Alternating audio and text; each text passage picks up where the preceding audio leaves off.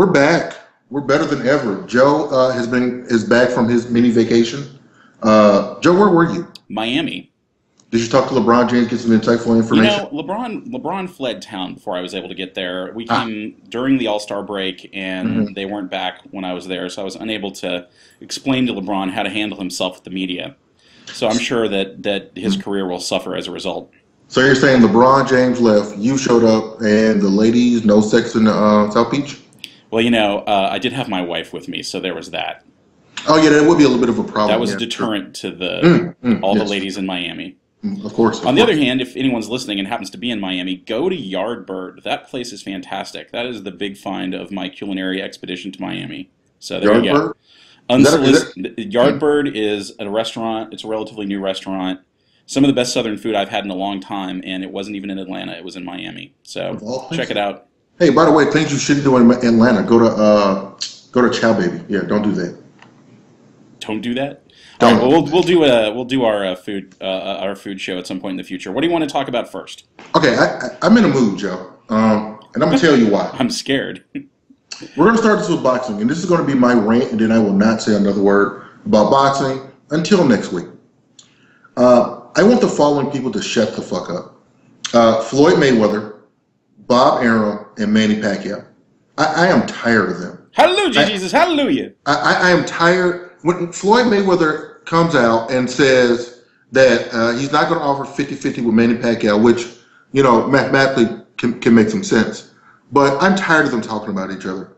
I'm tired of, there won't be a fight, drug testing, money, Bob Arum, he's afraid of Pacquiao. No, he's afraid of Mayweather. Shut the fuck up. Listen, until they fight, yes, I don't want to hear a single word from them. Yeah, call me when there's a fight. I will watch the Cotto fight because that will be an interesting fight. I probably will watch the Bradley fight at someone else's house, but I am not ordering that fight. I do not want them to say a word. I am tired of them. That is all. I don't want to say I told you so. Wait. Yes, I do. This is the problem with boxing. This is the problem with boxing. This is the reason why, as much as boxing is a wonderful athletic activity, I grew up doing it, I grew up watching it, it's not a sport because it's so disorganized and corrupt. Instead of getting games or bouts or the anticipation of bouts, we have this nonsense where the trainers and the promoters and all these people are talking past each other. This is the problem with boxing. My thing about boxing is that there are other great fights out there. I think this issue has probably dominated boxing way too long. But I've gotten to the point now where I blame both sides for the fight not happening. But the issue to me isn't, the hype. I mean, I can get into hype and people are going back and forth, and that's fine. This has gone on long enough. And unless there is a fight, then I have zero reason talking about it. I don't care who anyone thinks will win the fight. I don't care about Floyd Mayweather's opinion on Manny Pacquiao. If he's not fighting him, I don't care. Same thing with the Pacquiao side. If you're not going to fight him, I don't care. Right now, Floyd looks like an idiot, saying that he's going to offer something like 25% of the purse to Pacquiao, which is absurd. Manny looked ridiculous with his claims of, I'll fight him, but only after he goes to prison. Like all that other stuff, it's gotten on my nerves, and I can't stand it. So, and as much as I'm willing to lay blame, and I am, and I dislike Floyd Mayweather, but the problem is the system. I mean, people talk about the problems with professional basketball and how the athletes are out of control and egotistical and all that kind of thing. Imagine how much worse it would be if the athletes were solely responsible for setting the schedule and they didn't play a game. We didn't get the Heat-Lakers game that's currently going on because Kobe and LeBron couldn't agree on whether or not they wanted to play and who got a split of the profits. That is exactly what the problem is in boxing. You take highly paid, probably overpaid athletes, that's true for a lot of pro sports, sure, and you put them in charge and nothing good can happen to that. This is a problem. This is a problem with boxing. I feel like me and a friend of mine had a conversation about this, and our conversation was pretty much, it's Floyd Mayweather dislikes Bob Arum with an Erik Mathis hate of Matt Ryan-like intensity. And part of it, the best way for me to explain it is this. Joe, imagine a scenario where you fight someone and you get paid, say, $50,000 each time to fight somebody that you always know you're going to win. Well, someone else wants to fight you, but in order for you to fight them, you have to pay someone who you can't stand $50,000 to allow you to fight this other guy who you will make $100,000 fighting. I think there's so much ego involved that Floyd doesn't want to fight Pacquiao as long as he is handled by Bob Arum, and he may be waiting for Pacquiao's contract to run out, a la how he just did with Miguel Cotto. But that's rampant speculation. The point I wanted to make was I'm sick of talking about Mayweather-Pacquiao, and they both look like idiots. And more recently, Floyd Mayweather looks like an idiot with his claims about a fight not being 50-50. But I just want to say that. Well, then let's not talk about it anymore for this particular podcast. We'll come back to boxing when there's something interesting to talk about. What's next? We're going to talk about the NBA as Bino misses a shot.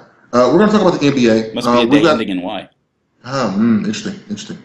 We're going to talk about the NBA. We've got a few topics to discuss. Before we get to the standings, we need to talk about the LeBron James passing up shots late. If you didn't watch the All-Star game, shame on you. But LeBron James had an outstanding fourth quarter, to which at the last second, inexplicably tries to make a cross-court pass, costing the game. That was in a non-real game. In a real game, LeBron James against the Utah Jazz, in a pick-and-roll situation, gives a perfect pass to Udonis Haslem, who can make the jump shot, but Haslem misses the shot royally. And it's called into question LeBron James' ability to close out games, a la Kobe Bryant, maybe Dwayne Wade, and others. But the question is that an issue for you? Do you how much of LeBron James' fourth quarter or ineptitude does that count for you? It's not an issue for me hardly at all. It'll be an issue if LeBron continually passes to players who cannot make shots. Haslem is supposed to make that shot. He has made that shot. That's part of his job. The people that complain about this with LeBron reveal themselves for sort of irrational LeBron haters, because those same people are willing to praise other players for making their teammates better by passing to them. Right. You know, Kobe was supposed to not be a good player until he could make his teammates better by passing to them. Magic certainly made his career that way. Michael Jordan had a number of really important games where he fed key players in the last seconds and passed up shots of his own to make to win games. I don't think this is a problem for LeBron unless he continually passes to people that can't get the job done. Sure. I mean, this is a conspiracy theory that's non-disprovable to me. The people that complain about LeBron James passing at the end of games are being hypocritical. I can hear Skip Bayless now talking about how this proves LeBron's a choker and doesn't want to be the guy. I heard some discussion lately on basketball in general. At the time, I think it was a discussion of college basketball, but I think this is broadly true. I'm sick of people talking about how the only way you can prove you're a good player is to want to be the guy who takes the last shot. You should want the last shot to be taken by the guy who's in the best position to take it on the team at that time. Or perhaps, God forbid, the guy that the coach called the play for. You know, LeBron is on a team with some legitimate offensive talent other than himself.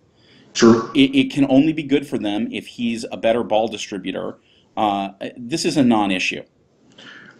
Here's my thinking when it comes to this. I think the argument seems retarded. I don't want to say that word, but asinine from this standpoint. I think there's only still 8 teams that have won an NBA championship. 9 now with the Mavericks. Yeah, possibly. I think, so you've got 9 basically franchises that have won a championship. I think if you ran down the list of the top 50 greatest players of all time in NBA history, a lot of them don't have rings. And a lot of this came from the fact that, if he's not going to be the guy on the team and he's never going to win a championship. Well, there's a lot of guys in the NBA who haven't won championships who are outstanding players. If you were Clyde Drexler, does this mean you are not a great player? The epitome of this is Karl Malone, Charles Barkley, who basically ran into Michael Jordan. Yep. Now, admittedly, there may not be a Michael Jordan in this era. But there are plenty of Charles Barkley's and Karl Malones with the Kobe Bryant's, Kevin Durant's, Dirk Nowitzki's, Carmelo. There are a lot of great teams, size-wise and et cetera. I don't think this defines his career. He's a passer. We've all said this. He is more Magic Johnson than he is LeBron, than he is Michael Jordan. Now, can he score? Yes. But that doesn't necessarily mean that because of the fact that he did not take the shot or has not made a shot. By the way, he has made a game-winning shot. If anybody watched that Orlando series, the shot that he hits like over two players, I think, at the end of one of the games. Listen, Udonis Haslem was open. He is an NBA player. He can make that shot. If he makes that shot, listen. If it was a Craig Elo who LeBron James or Michael Jordan passed to in the playoffs to win a championship. You're thinking of the team that he was over, but it was the guy that was the executive for the Spurs. Oh, Steve Kerr. Steve Kerr, and there was who's the guy before that? Michael Jordan had a whole host of shooters. There were a couple of those who he passed to in significant playoff games because they were open. The defense descended on Jordan. He passed out of it. The shooters did their job and made shots. I mean, if those shooters don't make the jobs and the Bulls don't win titles, do you think this is even a conversation? Would Kobe Bryant be the best player of him? No. Listen, if guys make shots, then the person who made the pass looks better, but they got to make shots. Well, and the bottom line is the Heat have only lost 8 games. Right. They are one of 3 teams in the NBA that has only lost 8 games. It may be 9 by the time this podcast is over. But they've only lost a few games. It's not as though this is a problem for them. LeBron's reputation about this kind of thing will live or die on the basis of what happens in the playoffs. I think all that this is ultimately is a setup for if this happens again in the playoffs, you'll hear all these people come out of the woodwork and say, "Oh, I told you when that Haslem play happened that LeBron didn't want to be the guy to take the last shot." Right. You want him to pass to the open guy. Come on, this is not an issue. You want him to make the smart play. If LeBron James takes that shot when he's double teamed, then people are like, "Why didn't he pass the ball? He's such a great passer." Exactly. So they'll say he's trying to overcompensate. He cannot win. Correct. So that's kind of my little feeling about LeBron. This leads me to another conversation, which is kind of like the opposite of what we just talked about. There's a move from one of the ESPN writers that has analyzed pretty much LeBron James' season to date. And the question is he having the greatest season ever? And let me see if I can pull this up, because it's actually quite fascinating for us nerds and stat geeks out there. Basically what he did was he took the same formula that they use to derive NBA players per, which is their ability to play effectively in a game. So he compared some of the greatest seasons of all time, and I think it's like LeBron James versus the greats. And it is a very, like, they say that his season, I think, is better than one of the MJ seasons when he won an MVP. They compare it to like Oscar Robinson, and they're like, this is one of the greatest seasons no one's ever seen before. When you rank LeBron James versus some of the greats, where would you kind of rank him right now, you think? Or do you think this is the greatest season you've ever seen? Yeah, I think that it's almost impossible to rank individual seasons unless there's some sort of marker that really tells you that something stands out above everything else. Oscar Robinson averaged a triple-double one season. To me, that's the benchmark. And that's a debatable point. I know you could argue that the only thing that really matters is whether that season leads you to ultimate victory in the playoffs. But if you're just talking about an individual regular season, he averaged a triple-double. And he didn't just barely average it. I think he was like 12 and 11, which kind of makes Rondo's stat line today, which I think he had 18 points, 20 assists, and 17 rebounds, just that more impressive. But I agree with you. And look, here's the thing, and I'm not trying to discount what a great season LeBron's having. I've said before, just a couple podcasts ago, and it remains true, the Heat are balling out of control. Look at LeBron's averages for this season. He's 27.9 points per game, a little over 8 rebounds, a little under 7 assists. That's pretty much his career stat line. His career stat line is 27.7 points per game, Mm-hmm. 7 assists per game, which is slightly higher, and about Mm-hmm. 1 rebound less. So all you can really say is He's LeBron having is an average rebounding season. slightly better Mm. and having about an average season. Now, what I take from that is that LeBron James is having a fantastic career, and if he can win a couple championships, which he ought to be able to do, will go down as one of the greatest players of all time. But Mm-hmm. you don't look at his seasonal statistics and say this is a season that stands out even in his own career, let alone Mm-hmm. amongst the greats of all time. And I'm yeah, LeBron is a better offensive player than Oscar Robinson was, or at Sure. least for his time, but it's a different game. Mm-hmm. Uh, it's a more diluted league substantially than it was at the same time, and to have the level of consistency that Oscar had to average a triple double to me is still the bar to set. At the end of the day, I'm not sure how much this debate matters. Um, I think it's interesting. I'm looking at the article now, and if I can get the guy's name who wrote it, it's John Hollinger, who does all the per work for NBA, ESPN.com. And essentially, he ranks the top, looks like 7 or 8 seasons of all time.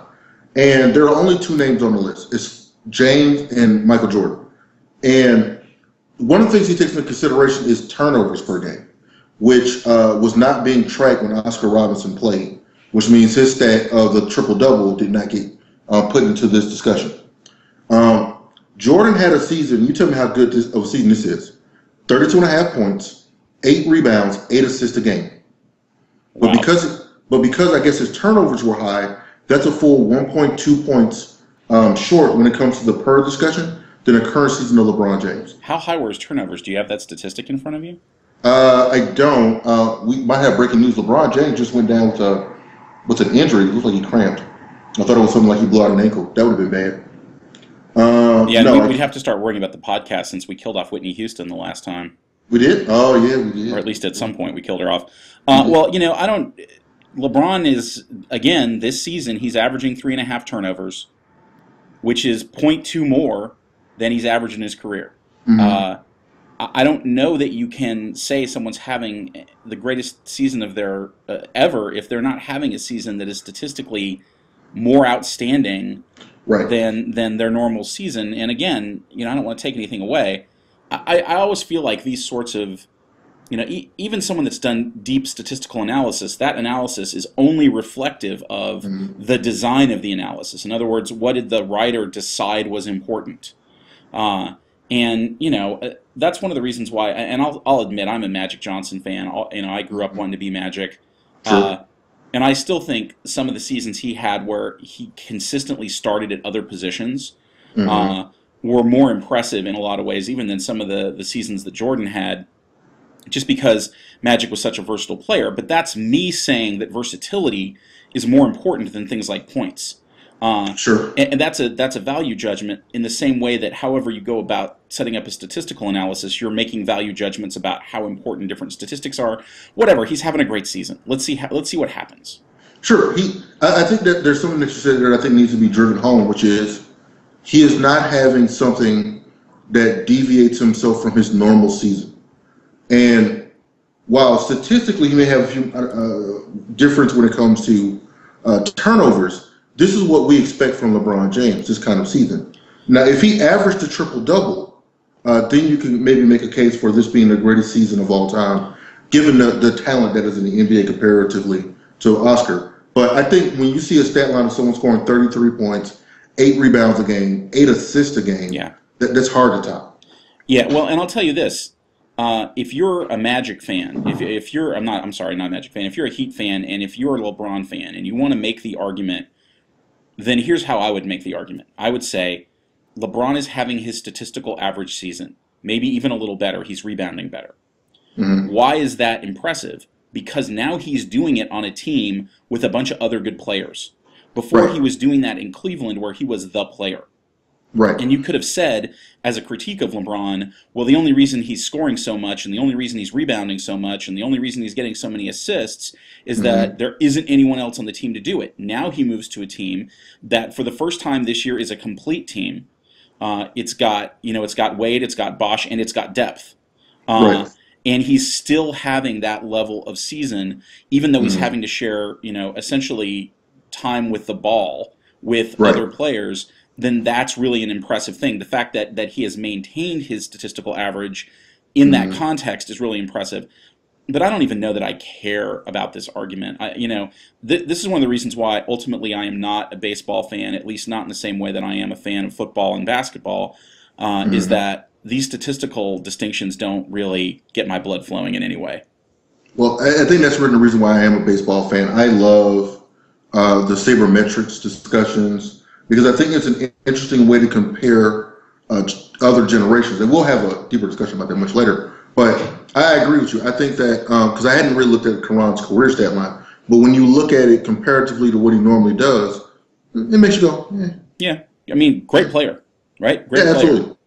If you can do this with 2 other All-Stars and another top 50 all-time great player, then you're a great player. But I don't know if that means that this is one of the greatest seasons I've ever seen. Yeah. I know one of the things you want to talk about, you said you want to talk about some of the current standings in the NBA. Yeah, I think it's worth a quick revisit since we've been talking about the standings pretty consistently. There are a couple things that kind of jump out to me.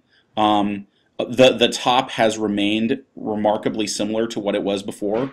In fact, I believe the leaders are the same leaders that they were almost every time we've had this discussion. Chicago's at the top of the East. Miami's at the second in the East. Oklahoma City's still at the top of the West. And in spite of their injury problems, the Spurs are still number 2. If this continues, we're going to have a much more considerable discussion about the Spurs down the road. Here's a couple of things that have changed. The Lakers continue to move up.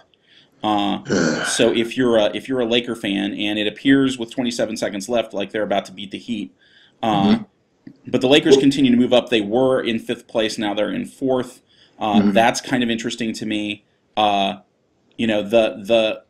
Hawks have suddenly gotten a lot of discussion, but they're down in 6th. I hesitate almost to say these words, but the New York Knicks are currently in the playoffs. They're only 8th, and they are now having a losing record. They're 18-19, even with Lynn. I haven't heard much about Lynn in the last couple of weeks because Lynn is not playing good. He's turning the ball over. Listen, I said this was going to happen. The hype around him was not focused on his skill set and how long this would last. It was focused on the uniqueness of Jeremy Lin. Teams have film on him, and the teams are starting to play defense. Rondo made him look bad today.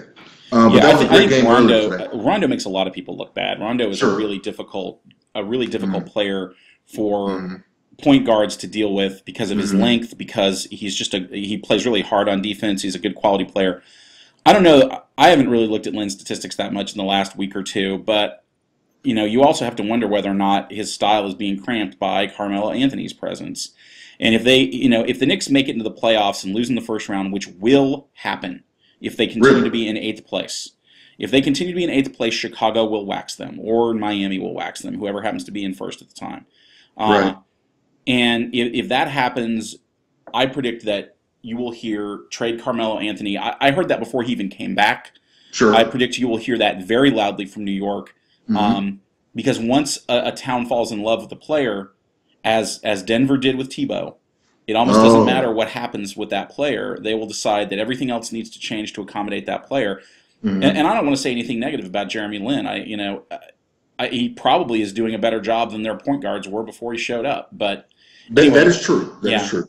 It just seems to me like, I guess my question to you is, is there anything interesting to you happening in the bottom half of these standings in either conference? Listen, the East is decided.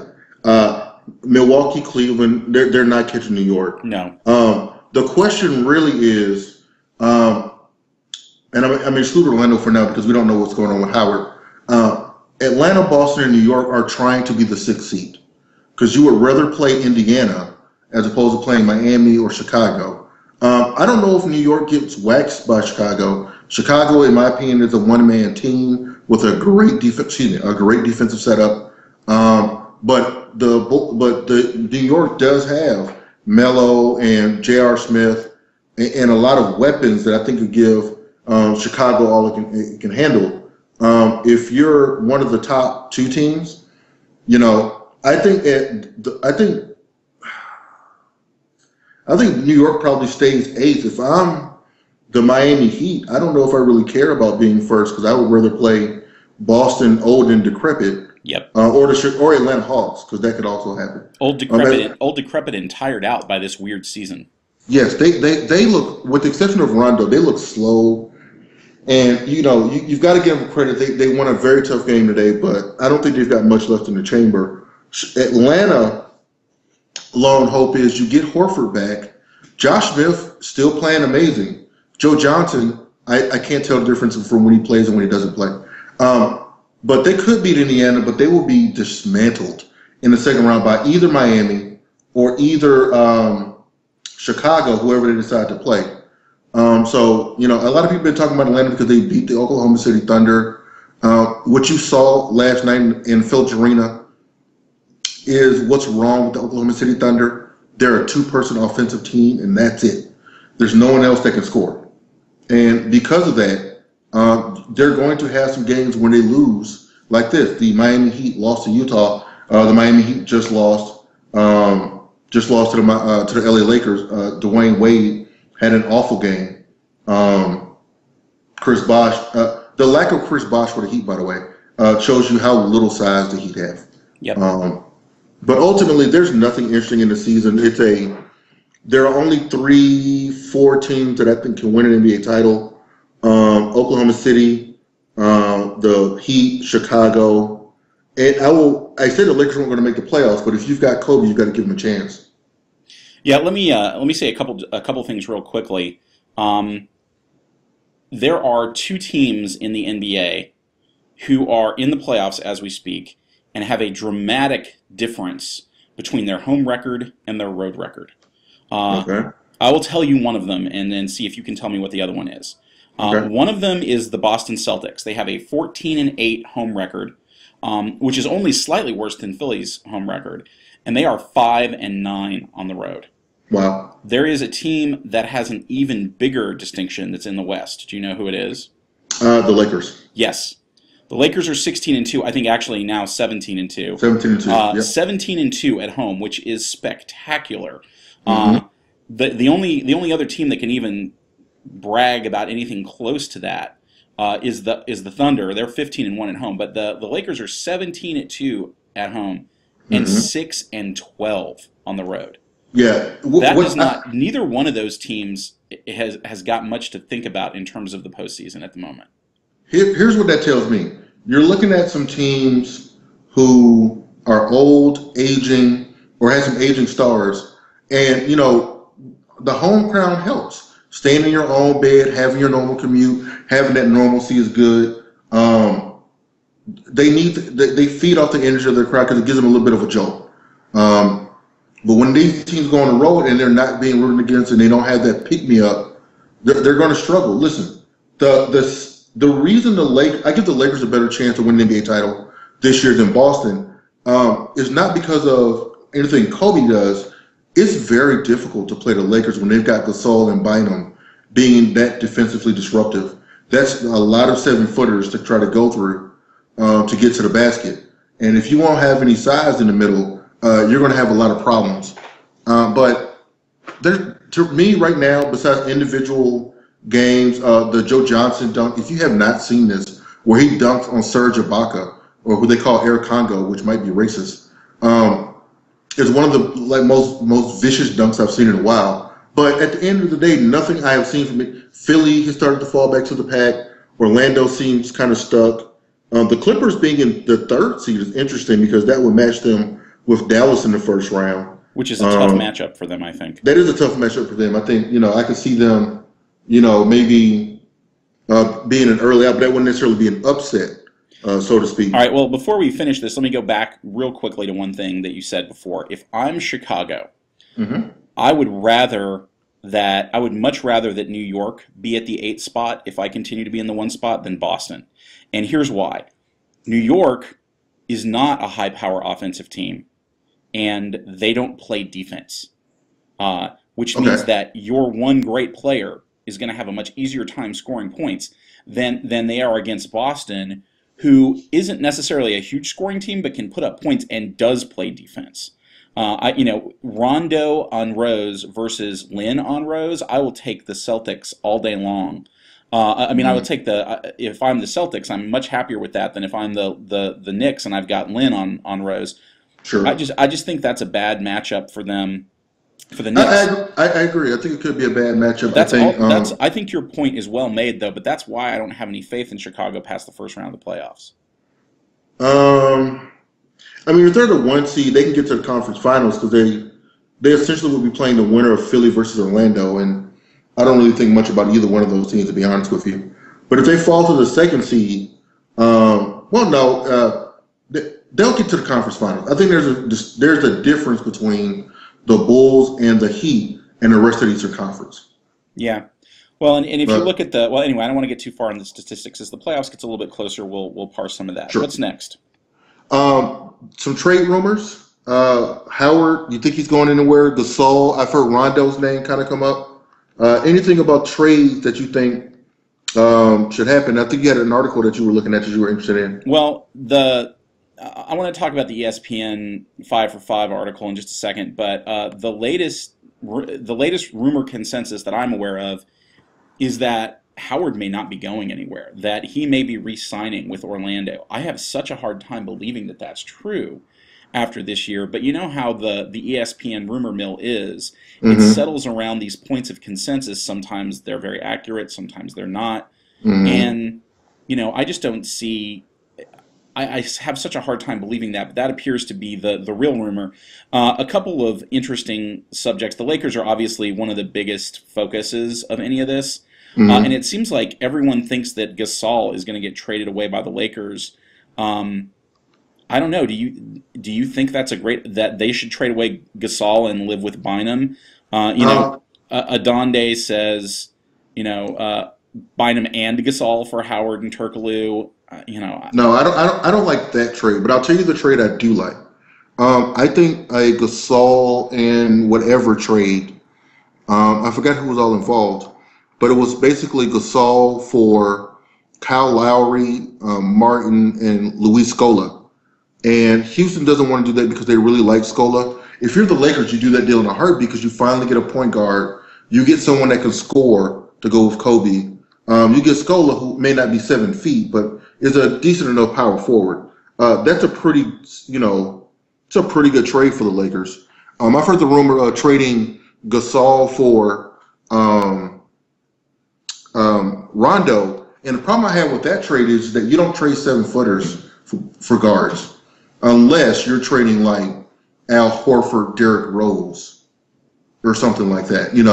I don't even know if I would trade Joe Johnson for, not Joe Johnson, but Josh Smith for Rondo, only because I like Teague. But the Lakers, Gasol's the only tradable piece they got.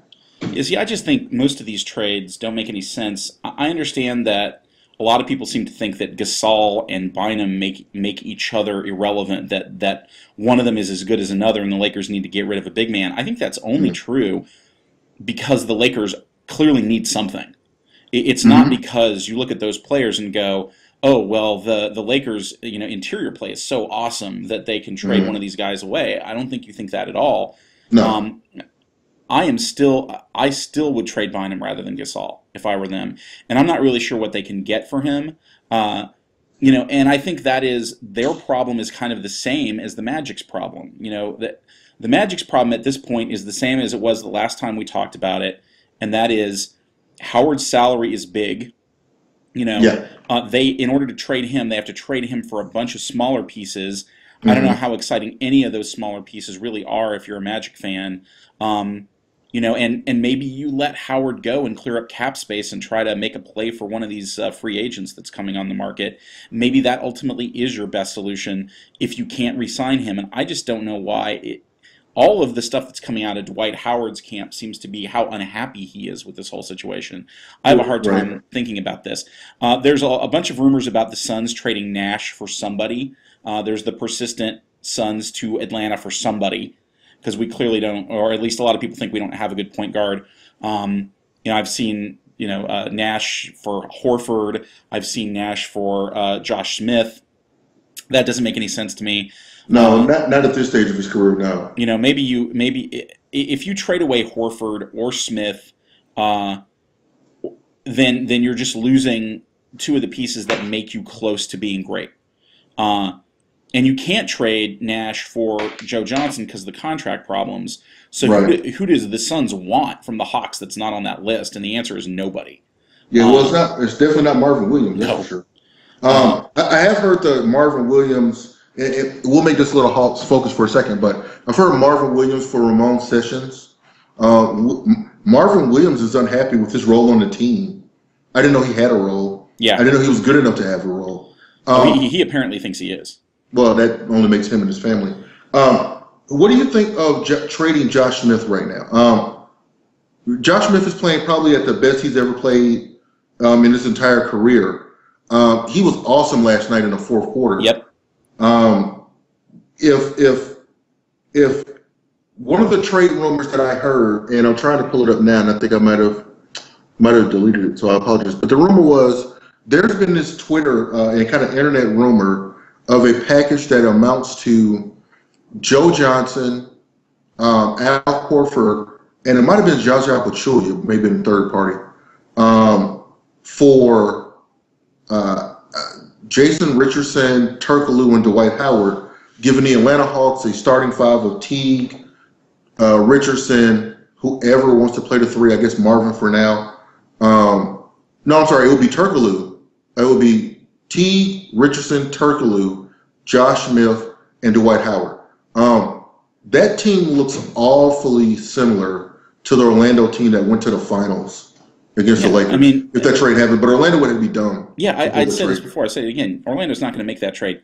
Here's a trade I'm looking at right now that defies logic to me. This trade apparently portrays the Hawks as totally desperate. Josh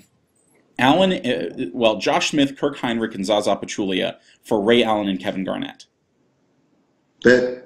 You know what that trade's been about? For some reason, the Hawks GM, Rick Son, who is absolutely an idiot, believes that he really likes both Ray Allen and KG, and I don't know why you want them at this stage of their career. Yeah, that trade makes no sense to me. No, I mean the only conceivable reason why you make that trade if you're Atlanta is that you want to clear up cap space and you want to blow up the team. Because there's no way you're keeping Allen and Garnett in the long term, and you get rid of Josh Smith, who finally seems to be getting it a little better, although his discipline on three-point shots is still terrible.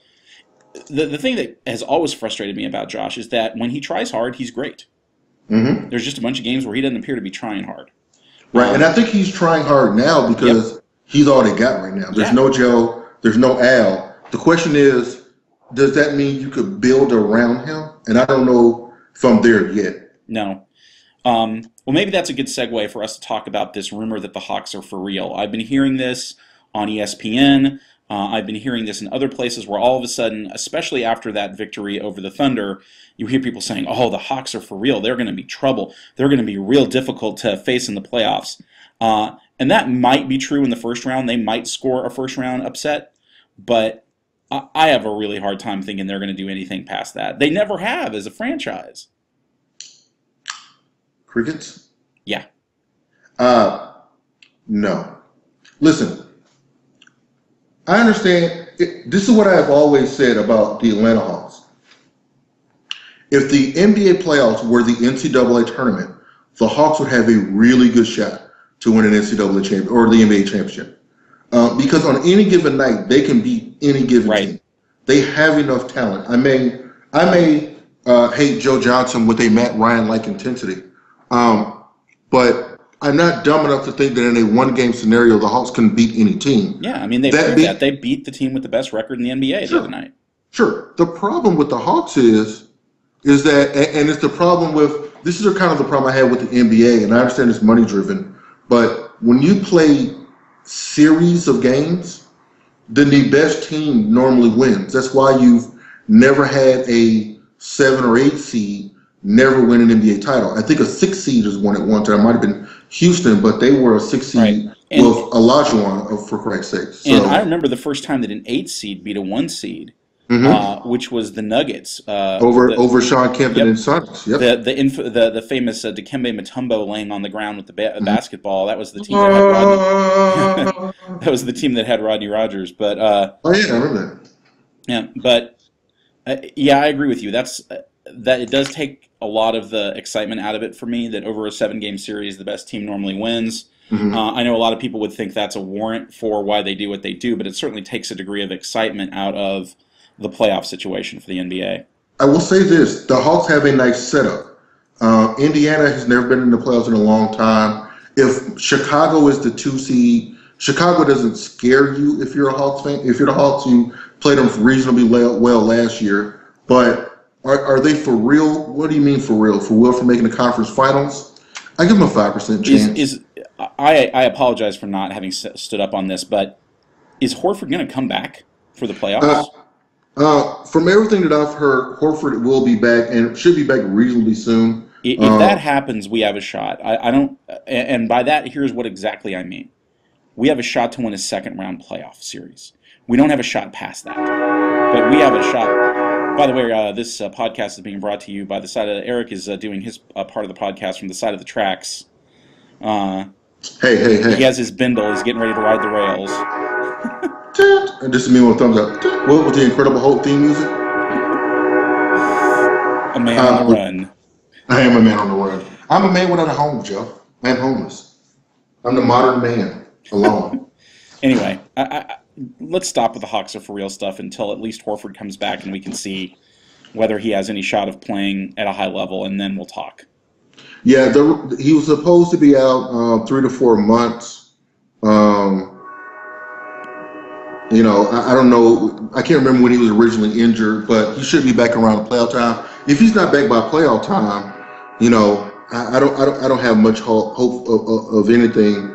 It says here that will keep him out until mid-April. Yeah. The regular season finale is April 26th. Yep. So there's that. So time for the NFL? Sure, there's actual NFL news.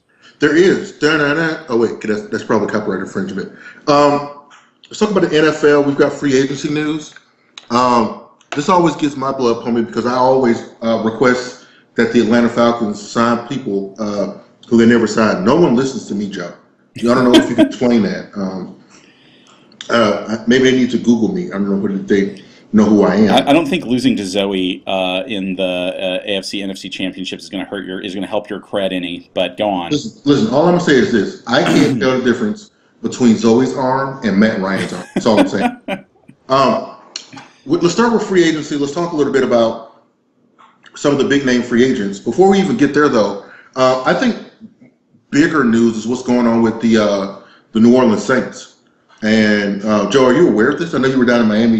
Yeah, even in Miami, unplugged from most of the grid, it was apparent to me that it's not just the Saints, but the NFL that's having a big problem. If your head has been under a rock about the NFL for a couple of weeks, the NFL investigative arm has done an investigation and determined, shockingly, that the Saints were running a bounty program on defense for a while, and that means basically that they were paying players to make specific hits on specific opponents, and they were paying them more to injure them, take them out of the game. Some of the rumored bounties were really high. I read one rumor of a $50,000 bounty, although I have not heard upon whom that bounty was placed. Well, during the bounty, who was it hurt? Kurt Warner, I think, was hurt by the Rams or by the Saints. Favre. And Brett Favre was also hurt by the Saints. So, but in any case, this is becoming a big deal. Apparently, the NFL is meeting. Goodell is meeting with with Williams, one of the big players in this, tomorrow. And since then, one of the former Saints has come out and said that they were not the Saints. One of the former Redskins has come out and said that they were running a bounty program as well. The NFL is going to investigate that as well. But the consensus has been that Goodell is going to come down really hard on the Saints. There's talk of fines, which I think is certain at this point. Absolutely. There's talk of taking away draft picks, which I think is very likely. And then there's been much more speculative discussion about whether or not there could be legal action taken outside of the boundaries of the NFL, whether this rose to the level of assault, whether whether there are potential tax implications of the fact that these guys were making extra money that was never reported to the IRS. This is a major problem that threatens to become a just huge issue for the NFL, which is why I think you'll see Goodell come down really, really, really hard on the Saints. There are two things I want to say. Number one, who snitched?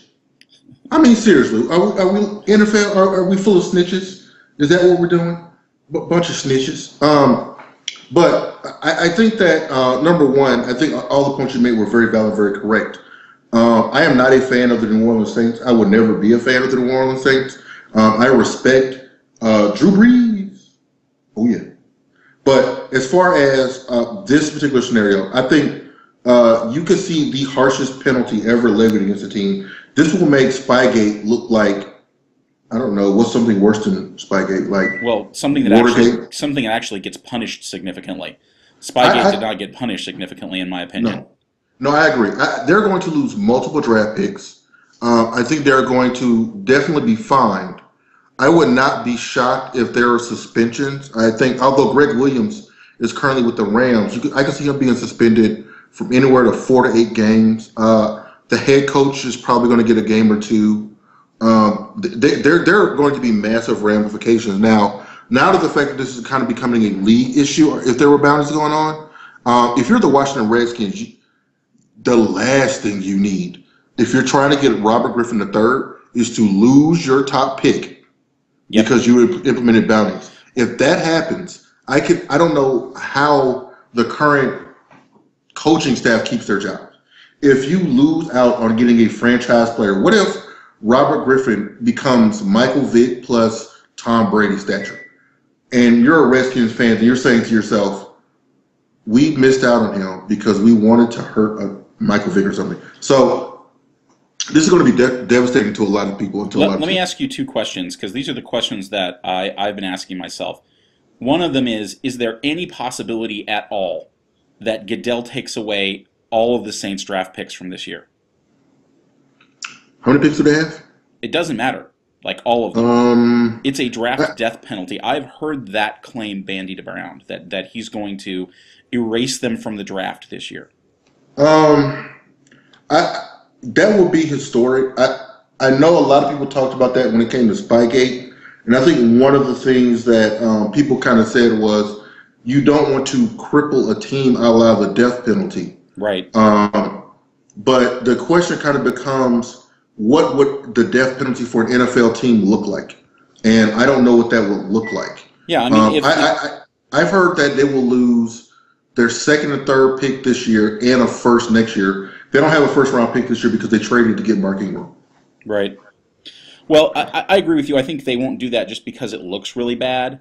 But I think whatever, and I don't know what the history of this is, whatever the worst thing anyone's gotten done to them in terms of getting draft picks taken away, this will go beyond that. Because if you know anything about Goodell, it's that he likes to make a point, and he likes to do so in a fashion that is historically unprecedented, and I think you'll see that. But here's my other question, and I'll admit, this is my Falcon fan heart talking.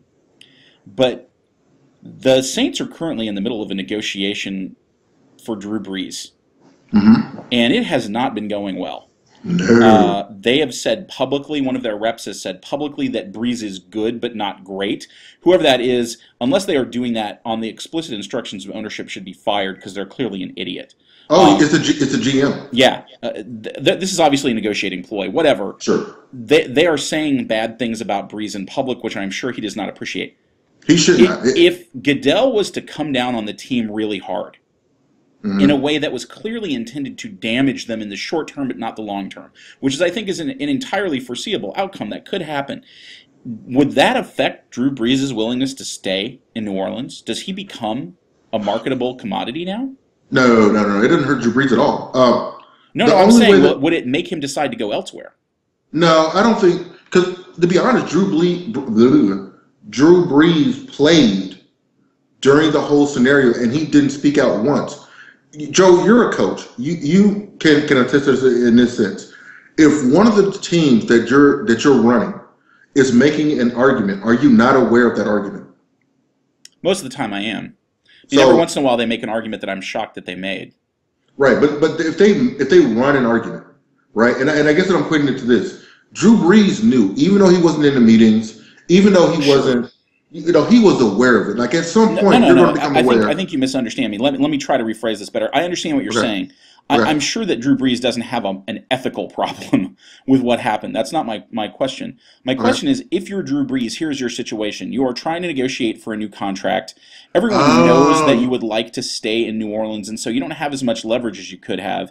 The Saints are beginning to kind of be mean to you in public, and then if it were to occur that the league hurts the Saints, and they don't appear to be the great playoff contenders that they were, well, there's one a few weeks ago, do you decide to jump ship? Because I'm telling you, if Drew Brees becomes a real free agent and decides to test the market, there's a lot of teams that want him, a lot more teams than want Peyton Manning.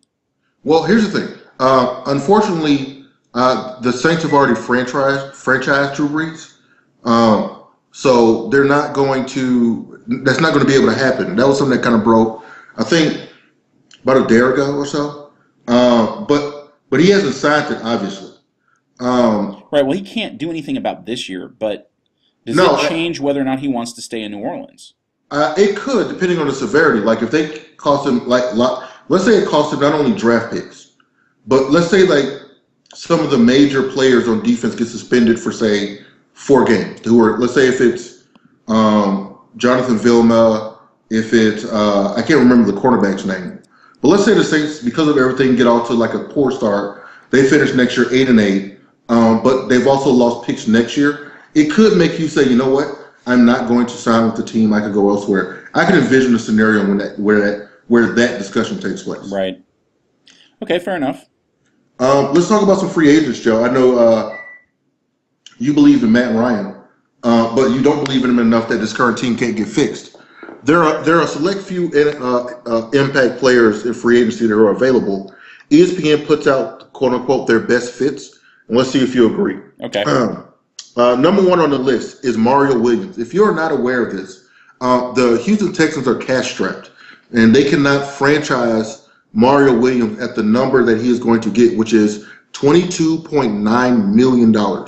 Bring me Mario Williams. Yes, yes, yes. Really? You really want Mario Williams? Yes. Okay, good enough. I agree. The other issue, though, is that because they have to keep Arian Foster as well. So they can't do both, which is kind of the scenario the Saints are in. We'll get to that in a second.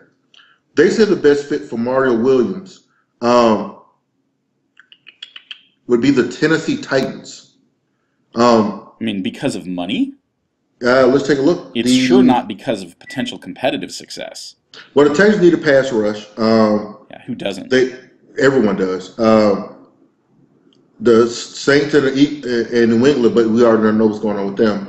But they got to resign players. It's partly money, but they're saying it's the best fit for him. Listen, here's the Falcon fan in me talking. The Falcons have Mike Nolan, who normally runs a 3-4 defense. Mario Williams has shown he can be a 4-3 defensive end or a 3-4 linebacker. If I'm the Atlanta Falcons, they're not re-signing John Abraham, who wants $12 million, which is ludicrous. I do whatever I can to bring him to the Falcons. Now, does that mean that I may lose? We've already franchised Brent Grimes. Brent Grimes. Mistake. Mistake. Grimes hasn't signed the offer sheet yet. Hopefully we can negotiate a better deal with him. But there's rumors that we will release Robinson, Dante Robinson, to free up cap space. Listen, the best fit for Mario Williams is either New England Patriots, obviously, because they need someone on defense to help. They don't pay players. They don't. They are not going to pay him. No, I'm talking about fit. Just saying fit. Okay, fair enough. All things being equal. Or the Falcons, who, in my opinion, the Falcons don't have a player, especially on defense, who they're afraid of. Yep. And if you weren't going to give, what did Julius Pepper get? 6 years, 120? Yeah. I give Mario Williams 6 years, 120. He's 25. I'd give him 6 years, 140. I don't care. Listen, This kid is a monster, Yeah. and will be a monster for a long time. And I remember the Falcons when they were on the cusp, back when Reggie White was a free agent, on the cusp of becoming maybe one of the best franchises in football, and they did not get Reggie White. He went to Green Bay. We all know what happened. You cannot allow for this same scenario to occur.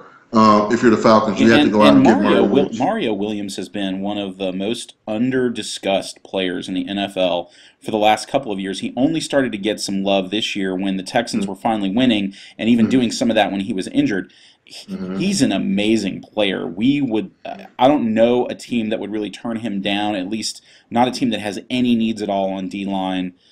He's a fantastic player. Yes, we need him. Who else we got? Carl Nicks, who is the Pro Bowl guard for the New Orleans Saints, who, because of everything going on with Drew Brees and now the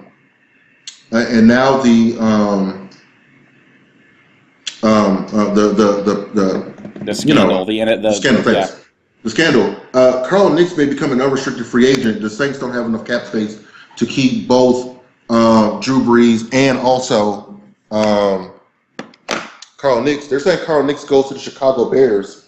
There's another player I would like to see in a Falcons uniform. Yeah. We need O-line help desperately. Desperately. It would cripple the New Orleans Saints because the Saints not only would lose a Pro Bowl offensive lineman, but then he would go to their hated rival. I would like to see him in a Falcons uniform. Yep. I understand that we probably couldn't get Mario Williams and Carl Nicks, but Chicago needs O-line help. They've got to keep Jay Cutler healthy. That team with Jay Cutler and without Jay Cutler is dramatically different, right. And maybe that says a lot about how good Jay Cutler is. Yeah, or how weak the rest of their offense is. I don't know. I mean, it's hard to tell because they lost both Cutler and their running back in close succession, so it's hard to tell. But certainly either one of those players, either Williams or the Saints O lineman, would be fantastic for us. The O-line is a desperate point of need for us. The D-line, if we're not going to re-sign Abraham, we got to get somebody because we don't have a pass rush, and we don't have any playmakers on defense. The closest thing we've had to a playmaker on defense is Brent Grimes, which is why they franchised him, but he is not worth that amount of money unless you have already decided that you're not going to get big free agent pickups in terms of the secondary, and that frustrates me as a Falcons fan. Our secondary is not good. No, it's not good, but what would make it better if you got pass rushing? Specifically, though, our O-line, if you believe in Matt Ryan needs to protect him better, I think me and you both agree to that statement. Yep. And there will be no one better than getting Carl Nicks, but Chicago's a fine fit. Vincent Jackson to the Chicago Bears. We clearly don't need a wide receiver. No. But Chicago does. Yep. I can see Vincent also staying on the West Coast, but going to the 49ers as opposed to going to Chicago Bears. But what are your thoughts? He's a great fit talent-wise for the 49ers. I wonder whether or not he's a great fit personality-wise. This is a guy that's not afraid to hold out, that's not afraid to speak his mind. Sure. I don't know if he fits in with the Harbaugh mentality there, but they desperately need wide receivers. The Bears desperately need wide receivers. The Bears have needed wide receivers for a while, so I wouldn't be surprised for either one of those things to happen. I don't know that if I'm him, I'm looking at the Bears because my numbers are going to be better there than they are with Alex Smith, and that's just all there is to it. As much respect as you want to give Alex Smith, your numbers are going to be better with Cutler, especially if you're his only major threat, which he would be. Right. Marcus Colston, another free agent for the New Orleans Saints. The New Orleans Saints did not do a good job of staggering their free agents. Nope. They're saying that a good fit for him would be the 49ers. Sure, the 49ers need wide receivers. We touched on this a little bit earlier. Colston's a great possession receiver, which is what the 49ers need, and he's certainly more of a team player than Vincent Jackson. So maybe that is a fit, although I kind of feel like Colston is on his way down. Yeah, I feel like the Colston is a product of Breeze, not the other way around. Listen, the kid came out of Hofstra, 7th-round pick. There was a reason he might have been a 7th-round pick. Yep. Doesn't mean he's not a productive wide receiver, but it doesn't mean if you go to Alex Smith, you keep that same production. Like you said earlier, if you play with Alex Smith, your numbers go down. Yeah, but he's not a burner. You don't have to have great accuracy for him. He's got a great ability to catch the ball when it's not thrown right to him. And he's a possession receiver, which is the kind of receiver that is going to work in Harbaugh's offense. He's more like a faster tight end. which is basically what Harbaugh likes. So maybe that does work. Maybe that is the best fit. Next is, hold on, I have to go back.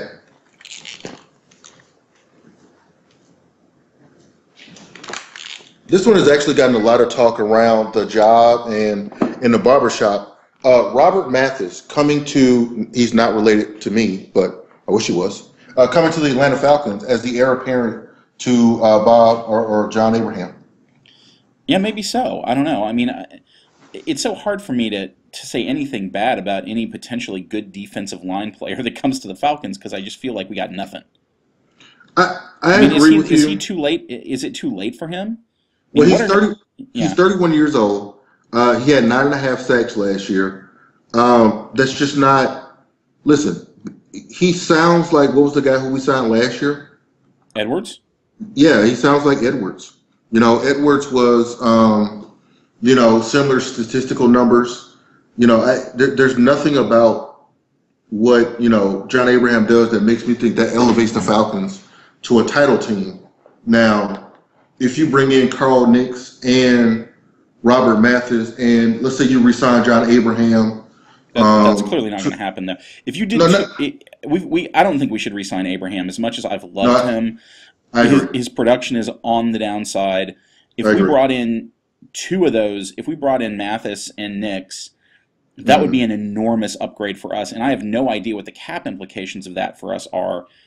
Or even if it's even a remote possibility for us to do that kind of thing.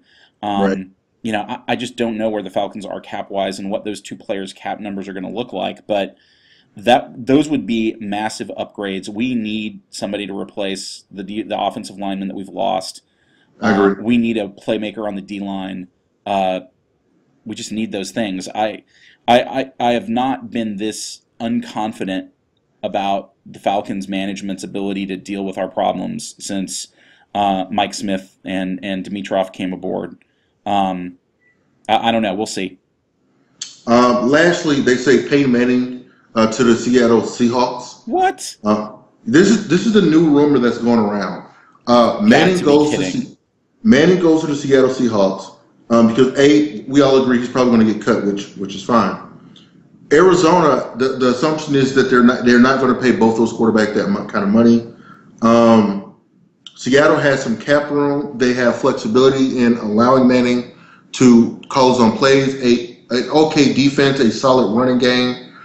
There's a theory that it's a package deal where guys like Dallas Clark and Reggie Wayne would join him if they go to Seattle. So that is the new rumor, and even on ESPN they acknowledge the rumor because they say that that is something that has been floating around. I've heard two places he will not go. He will not go to Miami. He will not go to Washington.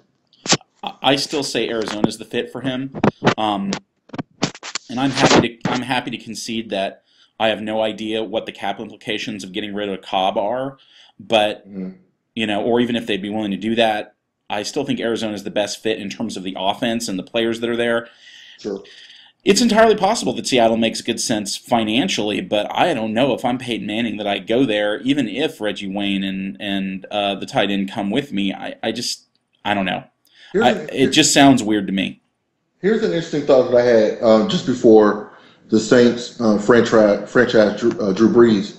What if they let Drew Brees walk in free agency and brought in Peyton Manning, who is from Louisiana, who's from New Orleans, that played there. Right. I thought that would be really interesting. They could get him cheaper than they're signing Drew Brees for. It would be a media frenzy. The prodigal son returns. But Sean Payton owns that offense. But Sean Payton is not going to turn his offense over to Peyton Manning. I'm not necessarily saying that, but could you imagine those two in a film room designing offensive plays?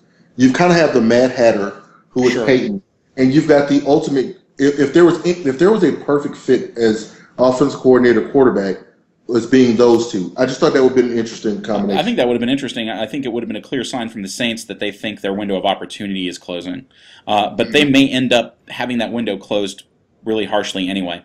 That is true. Last thing before we call it a wrap. Tiger Woods. We don't really talk much about golf.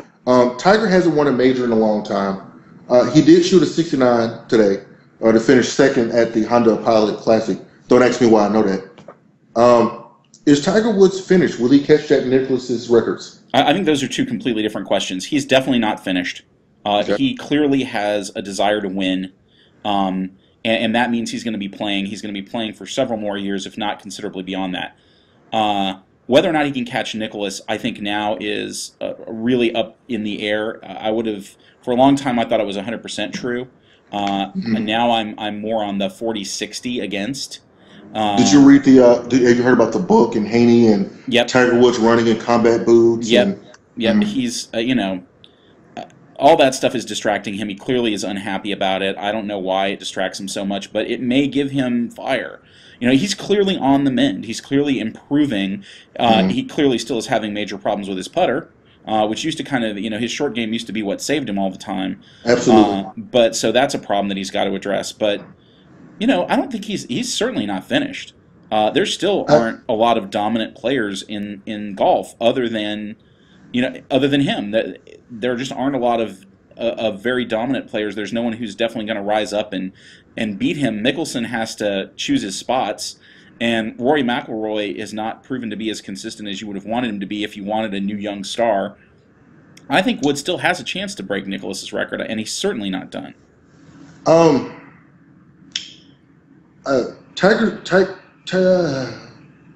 Obviously, and let me be sentimental. When Tiger Woods first came on the scene, there were no black people that I knew of that played golf. It was cool to see, and there's reasons that I will root for Tiger Woods that probably transcend sport itself. I am really worried about Tiger Woods, and I was ready to write him off had he not shot a 62. So now I've gone from 10% he doesn't make it to maybe like 70-30. Yep. But I think he's damaged. Oh, yeah. And the Haney book makes me afraid because, listen, I've done what Tiger did, which is try to run in combat boots with the assumption I thought you were going in a completely different direction there. I thought you were about to hear about your many affairs with second-rate porn stars. Oh! Wait, how did you know about that? We missed on points to porn stars edition. Coming soon. But coming soon. So they say. My worry about Tiger Woods, but I was getting back to the point of having done that because you're trying to work out to get it, and it does kind of tone you and do a lot of things.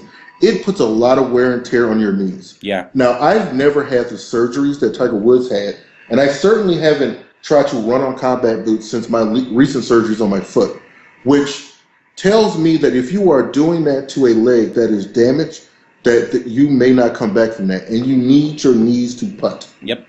I don't think he does it. He maybe wins another major, maybe Augusta, but I don't know if he catches Jack. But shooting a 62 in the final round of a golf tournament kind of makes me go, maybe he's not done just yet. Well, and we're approaching the heart of the golf season. We're approaching the part where majors start happening, and Augusta's not that far away.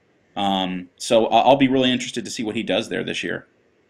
Last thing before we go, I want to give a shout out to the U.S. men's soccer team. We beat Italy for the first time ever. Shout out Neil Blackman.